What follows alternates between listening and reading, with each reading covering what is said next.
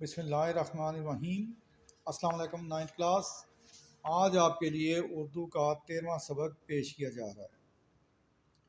اس سے پہلے جو سبق ہم نے پڑھا تھا اس کو 2 حصوں میں ہم نے پڑھا اور اس میں ہم نے سبق قدر ایاز یا اس کی خواندگی کی تھی، اس کی پڑھائی کی تھی۔ آج ہم انشاءاللہ اس کی مشق کریں گے اور اس کے ساتھ ساتھ گرامر کا کچھ مختصر کام جو ہے وہ بھی کریں گے۔ تو سب سے پہلے ہم مشقی سوالات جو ہیں ان کا حل دیکھتے ہیں۔ تو آپ دیکھیں گے مشقی سوالات جو ہیں اس کا جو پہلا سوال ہے وہ آپ کے لیے ہے کہ مصنف کو کس قسم کا بنگلہ ملا۔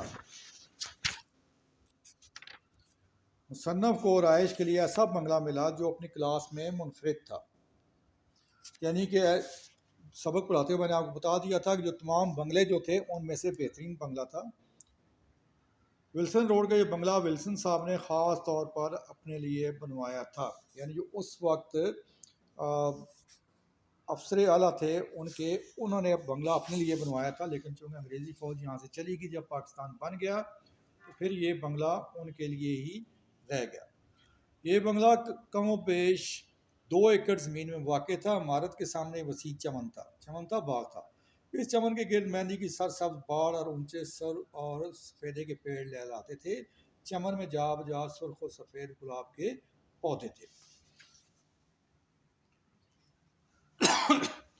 اس میں دوسرا سوال ہے سلیم میاں کا مشغلہ کیا تھا۔ سلیم میاں میٹرک کے امتحان سے فارغ ہوئے تھے اور دوسرے کرنل زادوں کے ساتھ بیڈمنٹن کھیلتے، شام ہوتی دوستوں کے سامنے ٹی وی دیکھنے کے لیے بیٹھ جاتے تھے۔ اگلا سوال ہے سلیم میاں علی بخش پر کیوں برہم ہوئے۔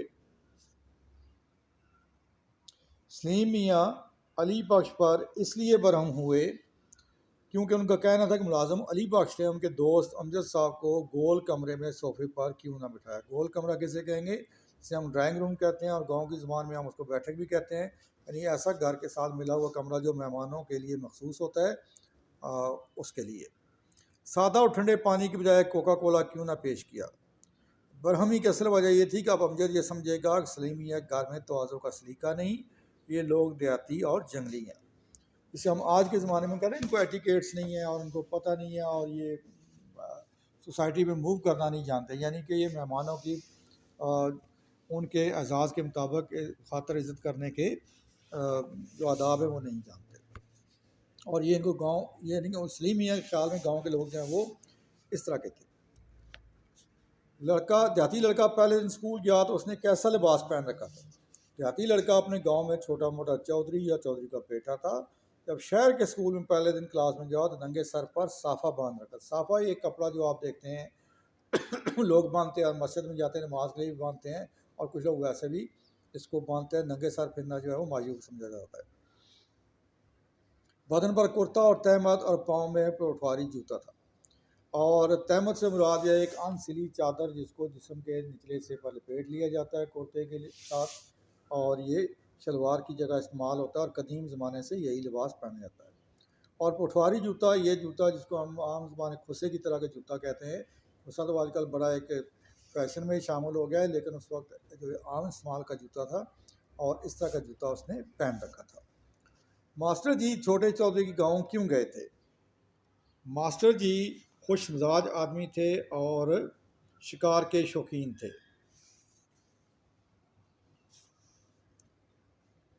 ایک دفعہ دسمبر میں شکار کرتے کرتے دیہاتی لڑکے گاؤں جا نکلے۔ رات کا وقت قریب آ رہا تھا، اس لیے ماسٹر جی نے چھوٹے چودھری کے ہاں ٹھہرنے کا فیصلہ کیا۔ ماسٹر جی کو چائے کیسے پیش کی گئی؟ چونکہ ان دنوں دیہات میں چائے صرف مریضوں کو پلائی جاتی تھی، لہذا مقامی حکیم کے گھر سے ہی ملی، لیکن مسئلہ یہ تھا کہ اس وقت چائے بنانا کوئی نہیں جانتا تھا، لہذا چائے زیادہ بہتر نہ بن سکی تھی۔ ماسٹر جی نے ایک گھونٹ پیا، ٹھنڈی لگی اور پیالی رکھ دی۔ یعنی ان لوگوں کو چائے بنانے کا چونکہ پتہ ہی نہیں تھا، اس لیے انہوں نے چائے بھی ایسے ہی بنائی جیسے کہ لسی بنائی جاتی ہے، یعنی اس کو گھول کے پتی کو شاید ٹھنڈے پانی میں گھول دیا یا تھوڑا بہت گرم کر دیا اور لا کے ماسٹر صاحب کو پیش کر دی۔ دیہاتی لڑکے کی کہانی سن کر سلیم میاں پر کیا اثر ہوا؟ دیہاتی لڑکے کی کہانی سن کر سلیم میاں کی آنکھیں نم ہو گئیں، آنکھوں میں ایک دیہاتی کے لیے محبت کی چمک پیدا ہوگی، اور انہیں معلوم ہوا کہ دیہاتی جو ہوتے ہیں وہ بہت پرخلوص لوگ ہوتے ہیں اور وہ بھی اس طرح ہی مہمان نواز ہوتے ہیں، اس طرح کے شہر کے لوگ ہوتے ہیں۔ چون قدر یاد کا خلاصہ آپ نے نہیں لکھنا ہے، اب واحد کے جمع اور جمع کے واحد آپ نے لکھنے ہیں۔ اور یہ دیکھیں آپ کے لیے کچھ بتا دیے گے سامنے، اور نیکسٹ پیج پہ یہ باقی بھی آپ کے لیے کیے گئے ہیں۔ آپ نیکسٹ پیج پہ آپ دیکھیں گے، یہ آپ کے سامنے جب اسکرین پہ آئیں گے یہ آپ کے سامنے آ رہے ہیں، اور یہ آپ دیکھیں یہ جو آپ کے سامنے ان کو پیش کیا جاتا ہے۔ تو اس کے بعد اسٹوڈنٹس آپ نے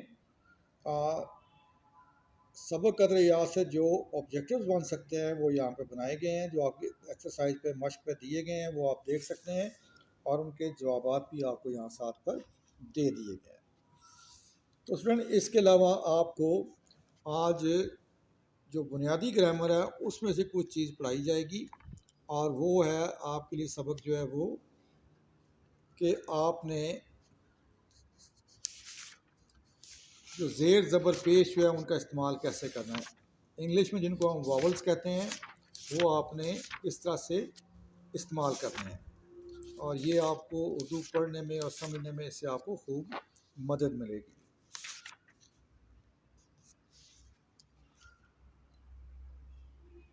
تو یہ سامنے آپ کے جو ہے شیٹ پیش کی جا رہی ہے، اس پہ آپ دیکھیں تو اس پہ آپ کو نظر آئیں گی، انشاءاللہ ہم اس پہ پڑھ کے بھی آپ کو سنائیں گے۔ سن یہ تلفظ سے متعلق ہے۔ تلفظ کیسے کہتے ہیں؟ کسی لفظ کو صحیح طور پر ادا کرنا تلفظ کہلاتا ہے۔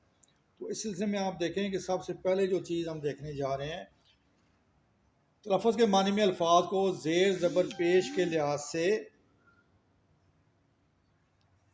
صحیح طرح ادا کرنا، اس لیے الفاظ کا صحیح تلفظ سیکھنے کے لیے حرکات سے واقفیت ضروری ہے۔ حرکات ان علامات کو کہتے ہیں جو الفاظ کا تلفظ واضح کرنے کے لیے ان کے مختلف حروف پر لگائی جاتی ہیں۔ اعراب کی تفصیل حسب ذیل ہے۔ تو اسٹوڈنٹ آپ وہی چیزیں ہیں جو کہ میں نے آپ سے پہلے کہا ہے اردو میں جن کو ہم واولز کہتے ہیں۔ تو سب سے پہلے جو ہم پڑھیں گے زبر، یہ علامت حرف کے اوپر لگائی جاتی ہے، یہ علامت حرف کے اوپر لگائی جاتی ہے۔ اس علامت کو فتح بھی کہتے ہیں۔ اس حرف پر یہ علامت ہوگی وہ مفتوح کہلائے گا۔ تلفظ کے لفظ میں تے اور لام دونوں مفتوح ہیں، یا عمل میں عین اور میم دونوں مفتوح ہیں، یعنی جس کے اوپر زبر لگائی جائے گی وہ مفتوح کہلائے گا، یعنی کہ علامت کو فتح بھی کہتے ہیں۔ دوسرے پہ زیر، یہ علامت حرف کے نیچے لگائی جائے، اس علامت کو کسرہ بھی کہتے ہیں۔ جس حرف کے نیچے یہ علامت ہوگی اسے مکسور کہیں گے۔ مثلا انسان میں الف مکسور ہے کیونکہ الف کے نیچے زیر لگائی جاتی ہے، اور جسم میں جیم مکسور ہے کیونکہ جیم کے نیچے زبر لگائی جاتی ہے۔ اور اس کے بعد ہے پیش، یہ علامت حرف کے اوپر لگائی جاتی ہے، جسے آپ بریکٹ میں دیکھ رہے ہیں الف کے ساتھ لگی ہوئی ہے۔ اس علامت کا دوسرا نام ضمہ ہے۔ جس حرف پر پیش ہو اسے مضموم کہتے ہیں۔ مثلا ان حروف میں یہ مضموم ہے، یا زکام اگر آپ دیکھیں تو اس میں زے کے اوپر جو پیش لگی ہوئی یہ اب مضموم کہلائے گا۔ بخار کے اوپر بے کے اوپر پیش ہے تو یہ جو ہے وہ مضموم ہے۔ سکون، کسی حرف کو ساکن ظاہر کرنے کے لیے اس کے اوپر جزم یا سکون کی علامت لگا دی جاتی ہے۔ مثلا میم جس پر یہ علامت ہوگی وہ ساکن کہلائے گا۔ مثلا لفظ عقل، کاف ساکن ہے یعنی اس کے اوپر کوئی بھی علامت نہیں لگائی گئی ہے۔ لفظ میں فیس ساکن ہے، حرف میں رے ساکن ہے، یعنی رے کے اوپر کوئی جو ہے وہ علامت نہیں ہے۔ تشدید شد کو کہتے ہیں، یہ علامت حرف کے اوپر لگائی جائے۔ مثلا شین کے اوپر یہ 3 کناروں والا ایک علامت ہوتی ہے، جس پر یہ علامت ہوگی اسے ہم شدت کہیں گے۔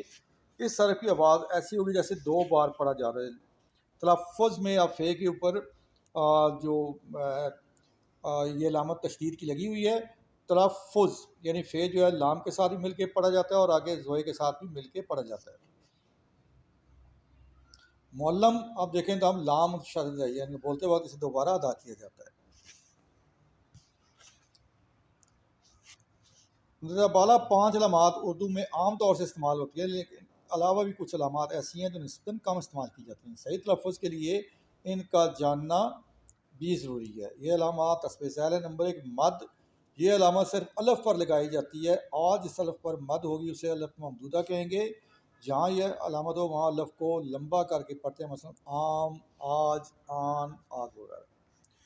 اب کھڑی زبر ہے، یہ علامت صرف عربی الفاظ میں استعمال ہوتی ہے۔ مثلا لفظ اسحاق جس میں ہے پر کھڑی زبر ہے، عیسیٰ شین کے اوپر، موسیٰ کے اوپر یہ جو ہے یہ کھڑی زبر کہلاتا ہے۔ اب کھڑی یہ زیر یہ علامت حرف کے نیچے لگائی جیسے اعلیٰ یا بینہ ہے. الٹی پیش یہ علامت پیش اور واو کی کام ہے. مثلا اگر داؤد کو ہم ایسے لکھیں گے تو واو پر الٹی پیش لگائیں گے، یعنی داؤد اگر لکھا ہم نے اس کے اوپر الٹی پیش لگائیں گے تو وہ ایسے پڑھا جائے گا. تنوین اگر کسی لفظ پر دو زبر لگا دیں جیسے یا اس کے نیچے دو زیر یا دو پیش لگا دیں تو اسے تنوین کہیں گے. علامت اردو کے چند الفاظ میں استعمال ہوتی ہیں: فوراً الف کے اوپر دو زبر، آنن فانن الف کے اوپر دو زبر، نسلاً لام کے اوپر دو زبر اور مثلاً لام کے اوپر دو زبر. تو اسٹوڈنٹ یہ آج ہم نے تلفظ کے بارے میں کچھ پڑھا ہے، کچھ چیزیں ہم نے نوٹ کی ہیں. تو یہ آج آپ کا سبق ہے. انشاءاللہ اب آپ سے نیکسٹ جو لیسن ہے اس میں ملاقات ہوگی. ٹل دیٹ ٹائم اللہ حافظ.